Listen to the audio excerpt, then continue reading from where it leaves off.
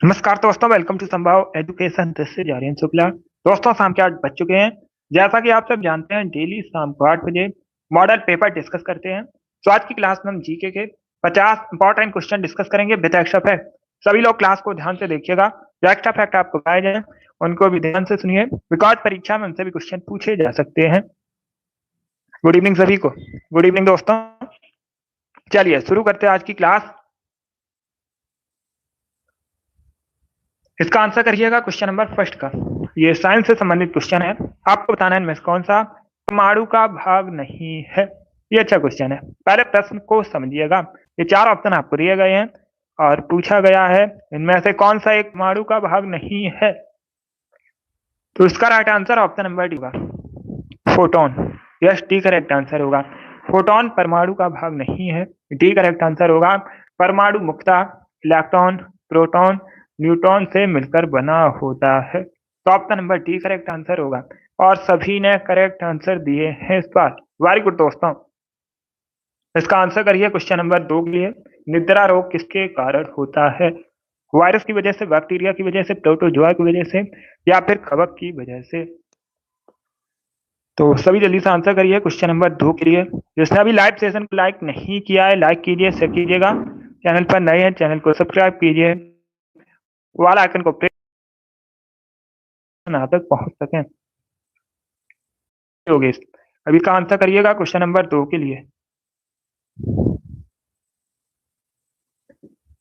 इसका right answer option number C होगा। निद्रा रोग जो है प्रोटोजोआ की वजह से होता है। तो option number C correct answer होगा। इसका आंसर करिए क्वेश्चन नंबर 3 के लिए।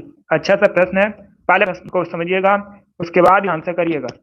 क्वेश्चन इस प्रकार से है, महाबलीपुरम का रथ मंदिर जो है किसने बनवाया था? इसका राइट आंसर क्या होगा?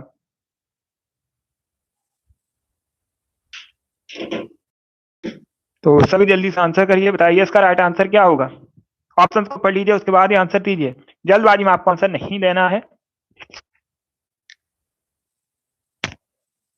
कैसे होगा? नंबर ए होगा। क्या करेक्ट आंसर है? Option number A correct answer है। महाबलीपुरम का रथ मंदिर जो है नरसिंह वर्मन प्रथम ने बनवाया था। तो ए करेक्ट आंसर होगा। अब सभी लोग ध्यान से सुनिएगा। अब दूसरा क्वेश्चन पूछ सकते हैं, आपसे पूछ सकते हैं, भारत में कहां पर है महाबलीपुरम का रथ मंदिर? तो ये तमिलनाडु में है। स्टेट पूछा जाए कहां पर है? तमिलनाडु होगा। क्वेश्चन नंबर 4 के लिए आंसर करिएगा। बांग्ला त्योहार निम्न में से किस जनजाति द्वारा सेलिब्रेट किया जाता है? तो सभी जल्दी से आंसर करिए, बताइए इसका राइट आंसर होगा। जो बांग्ला त्योहार है ये मुख्यतः किस जनजाति द्वारा मनाया जाता है? राइट आंसर ऑप्शन नंबर ए होगा, गारो जनजाति द्वारा। यस, गारो जनजाति द्वारा सेलिब्रेट किया जाता है बांग्ला त्योहार। तो option number A correct answer होगा। अब इसका आंसर करिए क्वेश्चन नंबर 5 के लिए। क्वेश्चन नंबर 5 के लिए आंसर करिएगा। मॉडर्न हिस्ट्री संबंधित प्रश्न है। प्रश्न इस प्रकार से है, भारतीय राष्ट्रीय कांग्रेस के सबसे अधिक समय तक कौन अध्यक्ष रहे थे? उनका नाम आपको बताना है। तो सभी जल्दी से आंसर करिए, बताइए इसका राइट आंसर क्या होगा।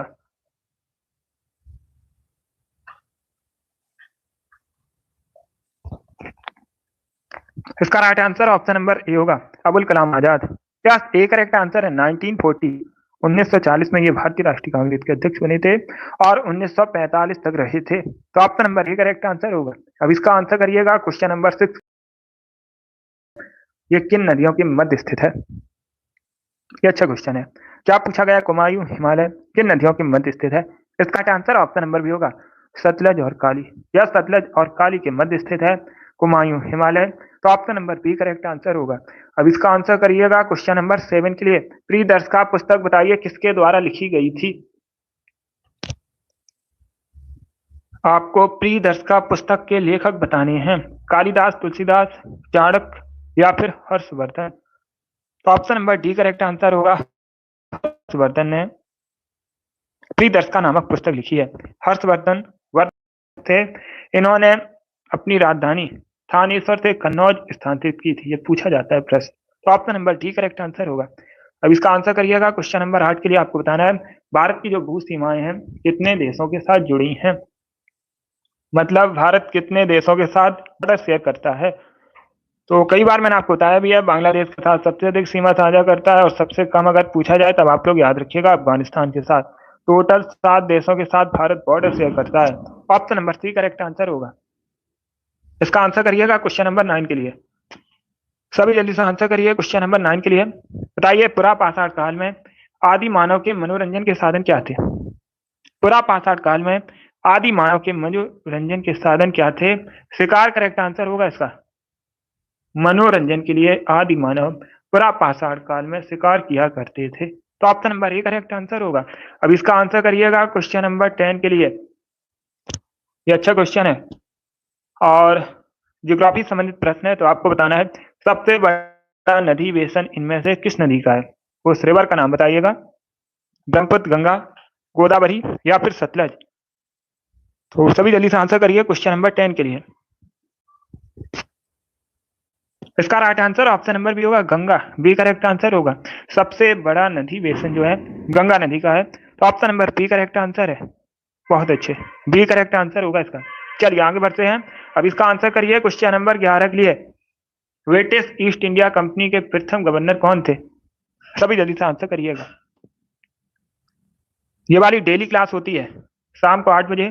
सभी लोग डेली सेशन को ज्वाइन कीजिएगा, टाइम को याद रखिएगा। इसका राइट आंसर ऑप्शन नंबर ए होगा, थॉमस स्माइथ। यस, ए करेक्ट आंसर है। ब्रिटिश ईस्ट इंडिया कंपनी के प्रथम गवर्नर थॉमस स्माइथ थे, तो option number A correct answer होगा।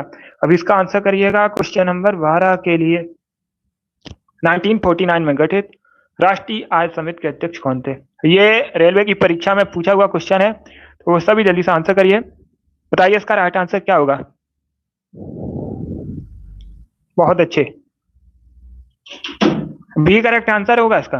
पीसी महालनोबिस। दस option number B correct answer. आप लोग याद रखिएगा 1949 में गठित राष्ट्रीय आय समिति के अध्यक्ष थे पीसी महालनोबिस।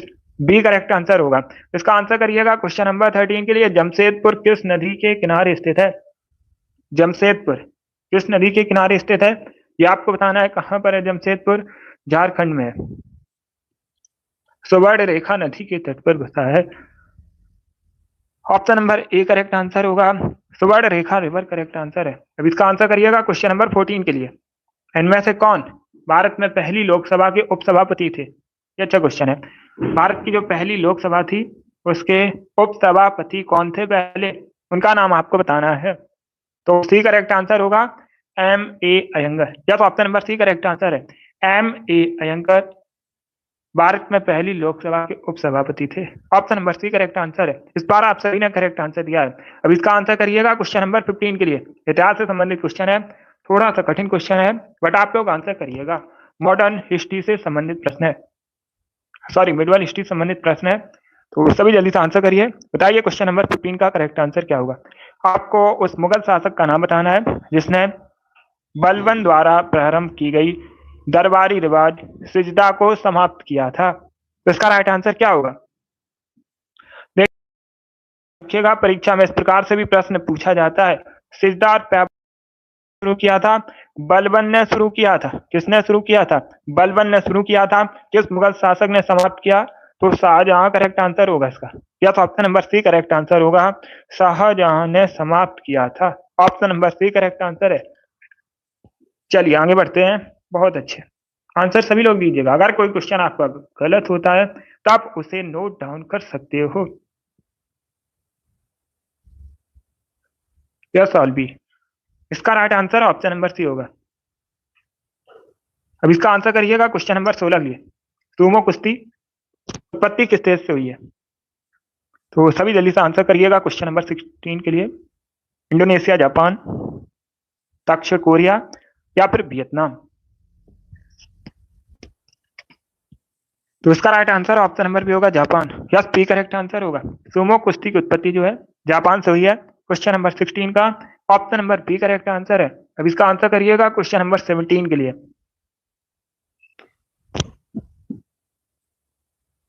तो सभी जल्दी से आंसर करिए क्वेश्चन नंबर 17 के लिए। बताइए इसका राइट आंसर क्या होगा? भारतीय वोकल म्यूजिक का प्राचीन रूप क्या है?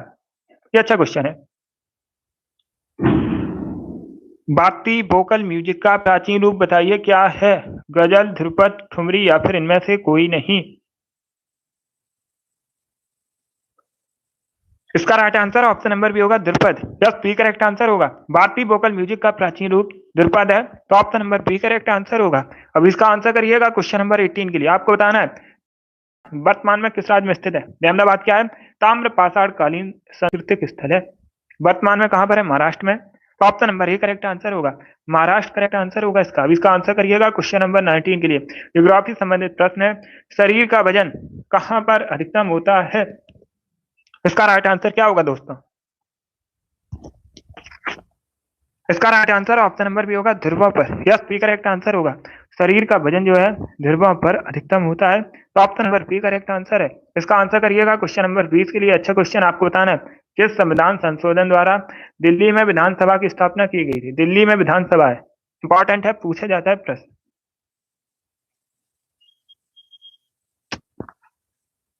तो सभी जल्दी से आंसर करिए, बताइए इसका राइट आंसर क्या होगा। और दिल्ली में मुख्यमंत्री भी होते हैं, आप लोग याद रखिएगा। और अगर पूछ लें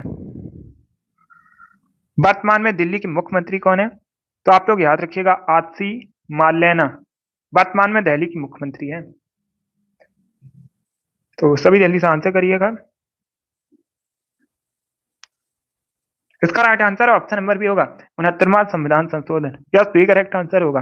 69वां संविधान संशोधन हुआ था, इसी के तहत दिल्ली में विधानसभा की स्थापना की गई थी, तो option number B correct answer है। इसका आंसर करिएगा क्वेश्चन नंबर 21 के लिए। भारत की राष्ट्रीय आय का प्रमुख स्रोत क्या है? भारत की राष्ट्रीय आय का प्रमुख स्रोत आपको बताना है कृषि क्षेत्र, सेवा क्षेत्र, उद्योग क्षेत्र या फिर व्यापार क्षेत्र।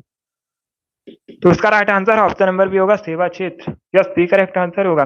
भारत की राष्ट्रीय आय का प्रमुख स्रोत है सेवा क्षेत्र, option number B correct answer है। इसका आंसर करिए क्वेश्चन नंबर 22 के लिए। विश्व नागरिक सुरक्षा दिवस कब मनाते हैं? अच्छा क्वेश्चन है और दिवस से संबंधित प्रश्न है, तो सभी जल्दी से आंसर करिए, बताइए इसका राइट आंसर क्या होगा। इसका राइट आंसर ऑप्शन नंबर ए होगा 1 मार्च को। Yes, option number A correct answer है। प्रतिवर्ष 1 मार्च को विश्व नागरिक सुरक्षा दिवस सेलिब्रेट किया जाता है, मनाया जाता है, option number A correct answer होगा। अब इसका आंसर करिए से संबंधित प्रश्न है। प्रश्न इस प्रकार से है, अंतरराष्ट्रीय परिषद के गठन का प्रावधान भारतीय संविधान के किस अनुच्छेद में किया गया है? कौन सा आर्टिकल है इससे संबंधित? जल्दी से आंसर करिए क्वेश्चन नंबर 23 के लिए। इसका right answer option number C होगा अनुच्छेद 263। यह सी करेक्ट आंसर होगा। अनुच्छेद 263 अंतर्राष्ट्रीय परिषद के गठन से संबंधित है, तो option number C correct answer होगा। अब इसका आंसर करिएगा क्वेश्चन नंबर 24 के लिए। फ्लाइंग सिख के नाम से किसे जाना जाता है? मिल्खा सिंह को, option number D correct answer होगा इसका। अब इसका आंसर करिएगा क्वेश्चन नंबर 25 के लिए। स्वदेश निर्मित पहली बहुउद्देशीय यात्री विमान कौन सा है? तो सभी जल्दी से आंसर करिए, बताइए इसका राइट आंसर क्या होगा।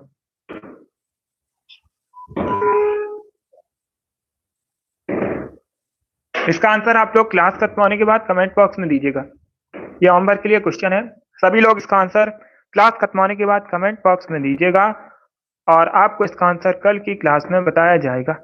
आंसर जरूर दीजिएगा, इंपॉर्टेंट प्रश्न है ये। इसका राइट आंसर बताइए क्या होगा। अब इसका आंसर करिए क्वेश्चन में से किस देश का राष्ट्रीय खेल है? 4 ऑप्शन आपको दिया गया है, बताइएगा बुल फाइटिंग निम्न में से किस देश का राष्ट्रीय खेल है? तो इसका राइट आंसर ऑप्शन नंबर भी होगा Spain. Yes, B correct answer होगा। स्पेन का राष्ट्रीय खेल है, नेशनल स्पोर्ट है बुल फाइटिंग, तो option number B correct answer होगा। चलिए आगे बढ़ते हैं। अब इसका आंसर करिएगा क्वेश्चन नंबर 27 के लिए। एनसीईआरटी का फुल फॉर्म बताइए क्या होता है? एनसीईआरटी का फुल फॉर्म आपको बताना है। इसका राइट आंसर क्या होगा दोस्तों? ए करेक्ट आंसर होगा इसका, national council of educational research and training, तो option number A correct answer है। अब इसका आंसर करिएगा क्वेश्चन नंबर 28 के लिए। ये अच्छा क्वेश्चन है, युद्ध से संबंधित क्वेश्चन परीक्षा प्रश्न इस प्रकार से है। सराय घाट की जो लड़ाई है ये कब हुई थी, यह पूछा गया है। अब देखिएगा परीक्षा में इस प्रकार से भी प्रश्न पूछा जाता है कि सराय घाट की जो युद्ध है ये किसके किसके मध्य हुआ था? का अहोम साम्राज्य और मुगलों के बीच हुआ था। कब हुआ था ये आपको बताना है, तो सभी जल्दी से आंसर करिए।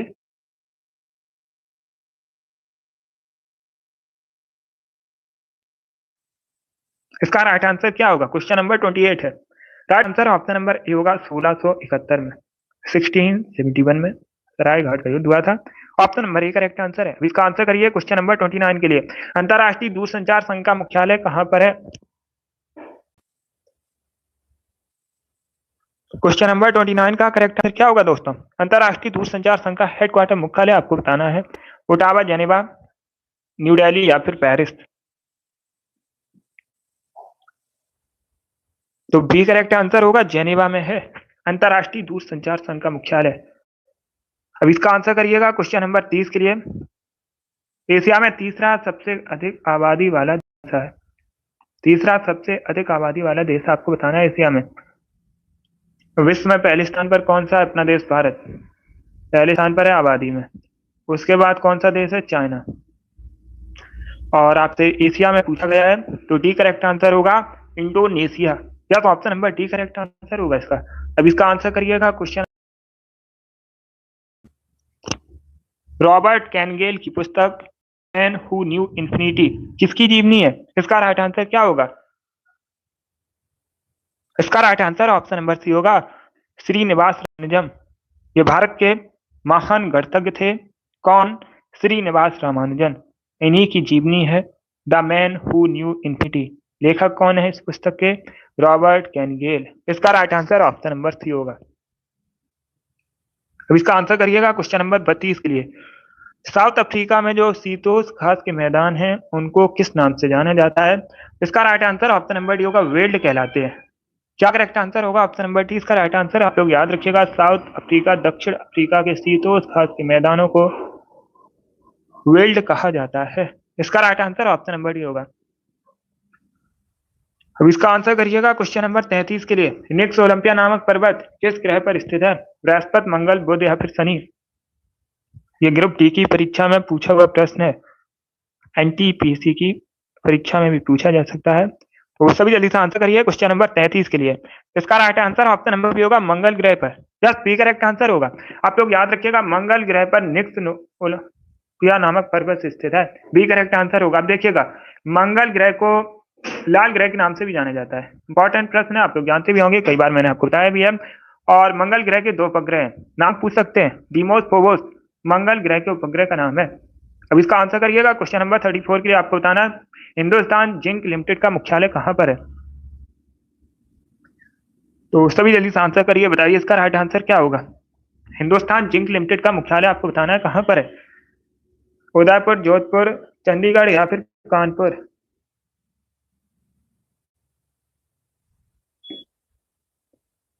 तो इसका राइट आंसर ऑप्शन नंबर ए होगा, उदयपुर। यस, ए करेक्ट आंसर है। कहां पर? राजस्थान के उदयपुर में। तो आप लोग याद रखिएगा, राजस्थान के उदयपुर में हिंदुस्तान जिंक लिमिटेड का मुख्यालय है। अब इसका आंसर करिएगा क्वेश्चन नंबर 35 के लिए। आपको बताना है बारावती किला स्थित है। तो सभी जल्दी से आंसर करिएगा, बताइए इसका राइट आंसर क्या होगा।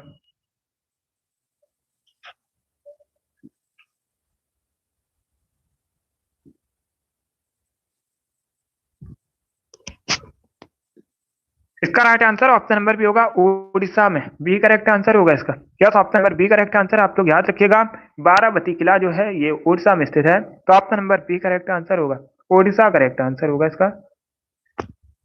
अब इसका आंसर करिएगा क्वेश्चन नंबर 36 के लिए। सभी जल्दी से आंसर करिए क्वेश्चन नंबर 36 के लिए। आपको बताना है घाना पक्षी विहार कहां पर है। ये राजस्थान में है। सुबह वाली क्लास में मैंने आपको बताया भी है, घाना पक्षी विहार राजस्थान में है। तो option number C correct answer होगा। इसका आंसर करिएगा क्वेश्चन 7 के लिए। हाइड्रोफाइट किसे कहते हैं? ये अच्छा प्रश्न है। ये एनटीपीसी की परीक्षा में पूछा जा चुका है और सीजीएल की परीक्षा में भी पूछा जा चुका है।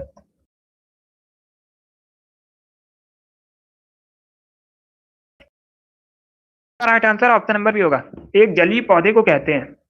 हाइड्रोफाइट किसे कहते हैं? एक जलीय पौधे को। तो option number B correct answer है। अब इसका आंसर करिएगा क्वेश्चन नंबर 38 के लिए। राष्ट्रीय साक्षरता मिशन की शुरुआत कब हुई थी? इसका राइट आंसर क्या होगा दोस्तों? इसका right answer option number B होगा, 1988 में, 1988 में। कब? 1988 में। याद रखिएगा, राष्ट्रीय साक्षरता मिशन की शुरुआत हुई थी तो option number B correct answer होगा।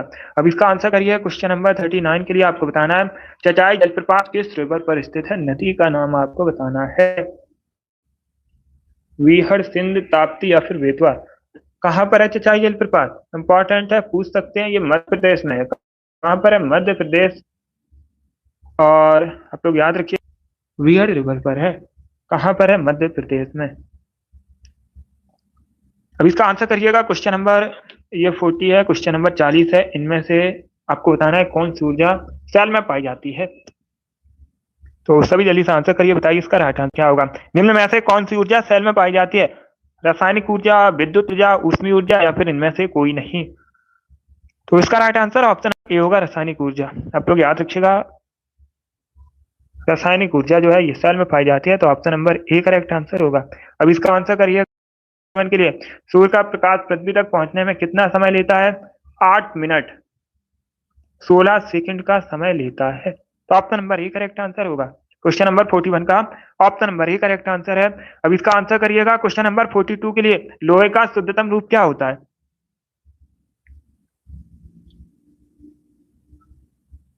लोहे का शुद्धतम रूप बताइए क्या होता है। इसका राइट आंसर ऑप्शन नंबर भी होगा, पिटवा लोहा। यस, बी करेक्ट आंसर होगा। पिटवा लोहा होता है लोहे का शुद्धतम रूप।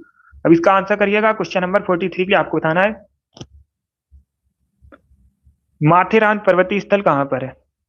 तो सभी जल्दी से आंसर करिए, बताइए इसका राइट आंसर क्या होगा। ऑप्शंस को पढ़ लीजिएगा, उसके बाद ये आंसर करिए। बहुत अच्छे। इसका right answer option number D होगा, महाराष्ट्र में। यस, डी करेक्ट आंसर होगा। कहां पर है? महाराष्ट्र में है। तो ऑप्शन नंबर डी इसका राइट आंसर है। बी करेक्ट आंसर नहीं होगा इसका। इसका right answer option number D होगा, महाराष्ट्र करेक्ट आंसर है। 44 के लिए आंसर करिए। कबड्डी खेल का जन्मदाता किसे कहते हैं?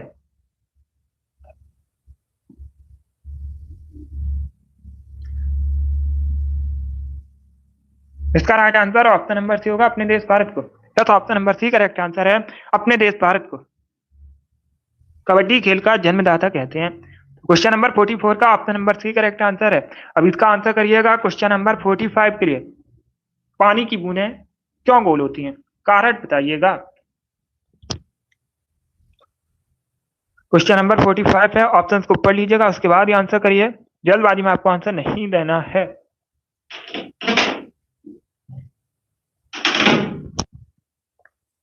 इसका right answer option number B होगा, पृष्ठ तनाव। बी करेक्ट आंसर होगा। पृष्ठ तनाव की वजह से होती है पानी की बूंदें गोल। तो option number B correct answer है।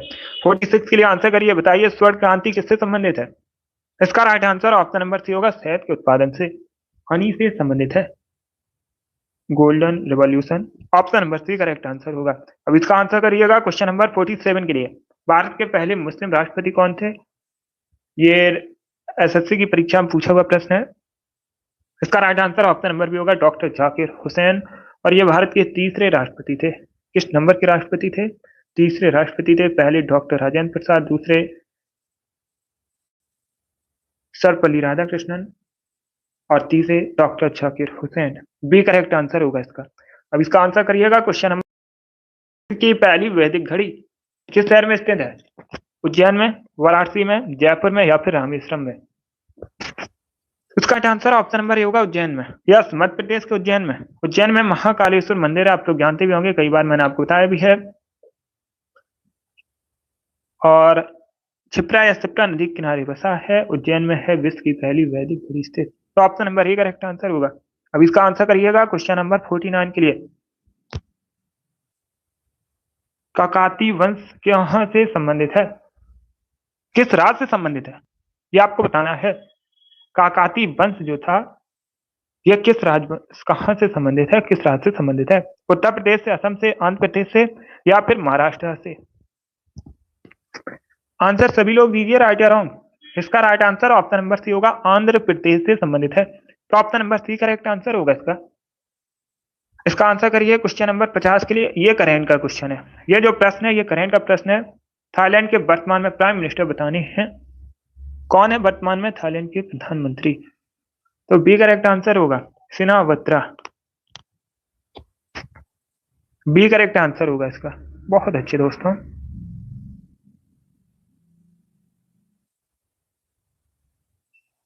इसका right answer option number B है। चलिए दोस्तों, आज की क्लास में हमने मॉडल पेपर डिस्कस किया।